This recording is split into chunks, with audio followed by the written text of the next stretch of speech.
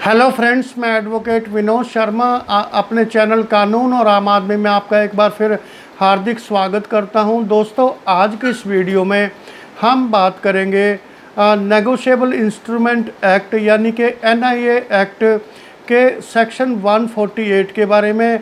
तो दोस्तों, क्या है ये सेक्शन और इसमें क्या क्या प्रोविज़न्स दिए गए हैं चेक बाउंस के केसेस को लेकर, ये सब मैं आपको इस वीडियो में अब बताने जा रहा हूं। तो दोस्तों, वीडियो शुरू करने से पहले हमेशा की तरह मेरी आपसे रिक्वेस्ट है कि आप मेरे चैनल को सब्सक्राइब करें। अगर आपको वीडियो इन्फॉर्मेशन अच्छी लगे तो उसे लाइक और शेयर करना मत भूलें और बेल आइकॉन का बटन भी ज़रूर प्रेस करें ताकि जब भी मैं कोई नई वीडियो पोस्ट करूं उसका नोटिफिकेशन आपको उसी वक्त मिलता रहे। तो दोस्तों, वीडियो शुरू करते हैं।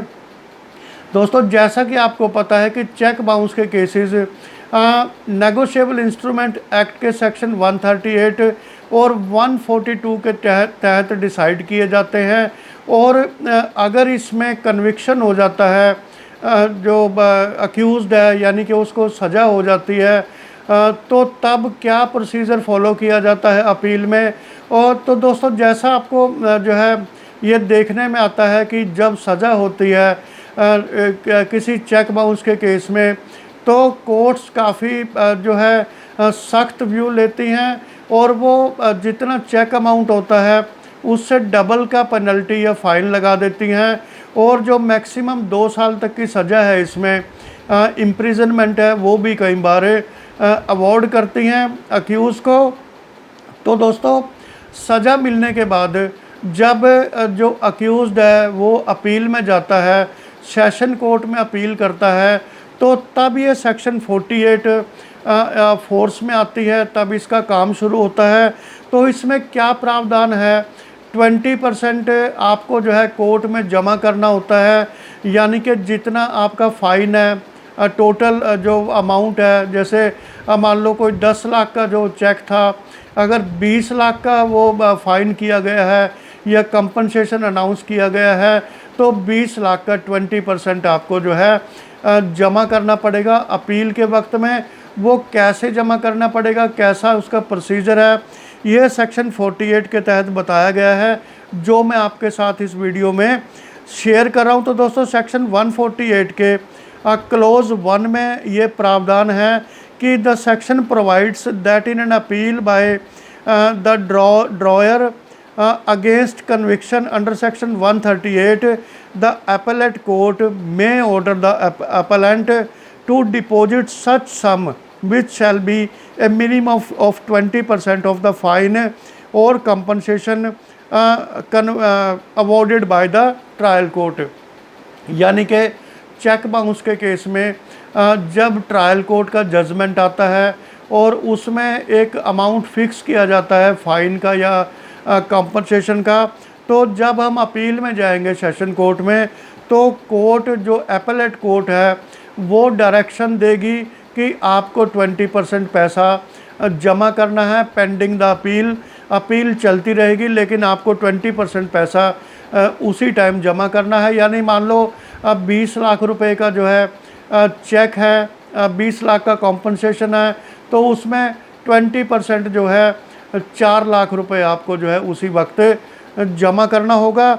दूसरा प्रोविज़न इसमें यह है दोस्तों कि the amount refer to in subsection 1 shall be deposited within 60 days from the date of order. जब एपेलेट कोर्ट 20% जमा करने का ऑर्डर देगी तो उसके 60 दिनों के अंदर अंदर वो पैसा कोर्ट में जमा करना है। और within such further period not exceeding 30 days as may be directed by the court on sufficient cause being shown by the appellant. अगर वो 60 डेज में पैसा जमा करने के में सक्षम नहीं है, कुछ और टाइम चाहिए, तो वो टाइम 30 दिन और बढ़ाया जा सकता है। यानी कि टोटल 90 दिनों के अंदर अंदर वो पूरा पैसा 20% आपको कंप्लेनेंट को पे करना है, कोर्ट में जमा करना है।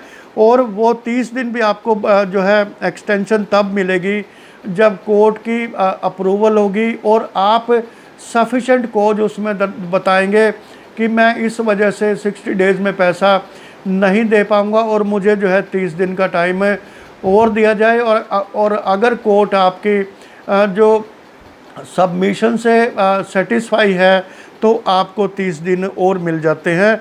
और तीसरा दोस्तों इसमें पॉइंट ये है सेक्शन 148 में, the appellate court may direct the release of the amount deposited by appellant to complainant at any time during the pendency of appeal. यानी कि अपील की पेंडेंसी के किसी भी वक्त जब तक अपील पेंडिंग है वो तो अपीलेट कोर्ट जो अमाउंट है 20% वो कंप्लेनेंट को रिलीज़ करने का कभी भी ऑर्डर दे सकती है और जो है कभी भी डायरेक्शन दे सकती है कि ये पैसा अपीलेंट को दे दिया जाए। इसमें एक्सेप्शन ये है, provided that if the appellant is acquitted. ये एक बहुत ही महत्वपूर्ण चीज़ है। मान लो 20% पैसा अक्यूज़ ने जमा कर दिया, अपीलेंट ने जमा कर दिया और बाद में जो अक्यूज़ड है, अपीलेंट है, वो सेशन की अपील में मान लो उसका एक्विटल हो जाता है, बरी हो जाता है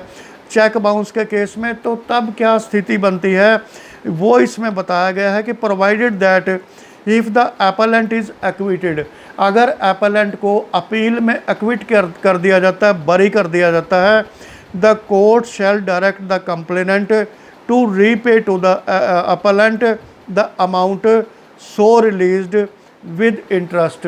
तो तब जो है कोर्ट डायरेक्शन देगी कंप्लेनेंट को कि वो पैसा जो 20% पैसा पहले उसको दिया गया था अपीलेंट के द्वारा, वो पैसा वापस अपीलेंट को दिया जाए और इंटरेस्ट पे दिया जाए। जो आरबीआई की जो दरें हैं इंटरेस्ट रेट की, उस पर प्रेवलेंट दरों पर वो पैसा वापस किया जाए within 60 days from the date of order होने के, यानी कि एक्विटल के ऑर्डर होने के 60 दिनों के अंदर अंदर वो पैसा आपको वापस कंप्लेनेंट को अक्यूज़ को देना है, जो अपीलेंट है उसको देना है, और within such further period not exceeding 30 days. वही इसमें फार्मूला है। और अगर 60 दिन के अंदर अंदर वो पैसा वापस नहीं कर पा रहा है तो उसको मैक्सिमम 30 दिन का टाइम है और मिल जाएगा। और वो भी कोर्ट की डायरेक्शन होगी उसमें, और क्योंकि एक सफिशेंट कोज अगर दिखाएंगे कि 60 डेज़ के अंदर अंदर मैं पैसा अरेंज नहीं कर पा रहा हूँ और मुझे जो है 30 दिन का और टाइम दिया जाए, तो तब जो है टोटल 90 दिनों के अंदर अंदर ये पैसा वापस जो है जो अक्यूज़ड है, अपीलेंट है, उसको देना तय होता है। तो दोस्तों कई बार जो है इसमें एक महत्वपूर्ण चीज़ आपको मैं बताऊं कि कई बार जो अपीलेट कोर्ट है यानी कि सेशन कोर्ट है, वो टाइम पीरियड को लेके काफ़ी जो है सख्त होती हैं। वो कई बार 60 डेज़ नहीं देती और कई बार 40 डेज़ 30 डेज़ के अंदर डायरेक्शन करती हैं कि ये पैसा जो है 20% वो कंप्लेनेंट को दिया जाए। तो ऐसे में अगर कोर्ट नहीं मानती है, सेशन कोर्ट, अपीलेट कोर्ट समय नहीं बढ़ा रही है, रिफ्यूज़ करती हैं, तो आप जो है उसकी एक रिवीज़न जो है संबंधित हाई कोर्ट में डाल सकते हैं। और जो है ये अंडर सेक्शन 401 सीआरपीसी के तहत डलेगी। और जो हाई कोर्ट है वो भी आपको मैक्सिमम 90 दिनों तक का समय दे सकते हैं। वो भी एक सफिशेंट कोज आपको दिखाना पड़ेगा। 90 दिनों के बाद वो टाइम पीरियड नहीं बढ़ाया जाएगा, यानी कि 90 डेज़ के अंदर अंदर आपको 20% का पैसा कंप्लेनेंट को देना है। उसके बाद आपकी अपील डिसाइड होगी। तो दोस्तों आज की वीडियो में इतना ही, मिलता हूँ एक नई वीडियो के साथ, तब तक धन्यवाद।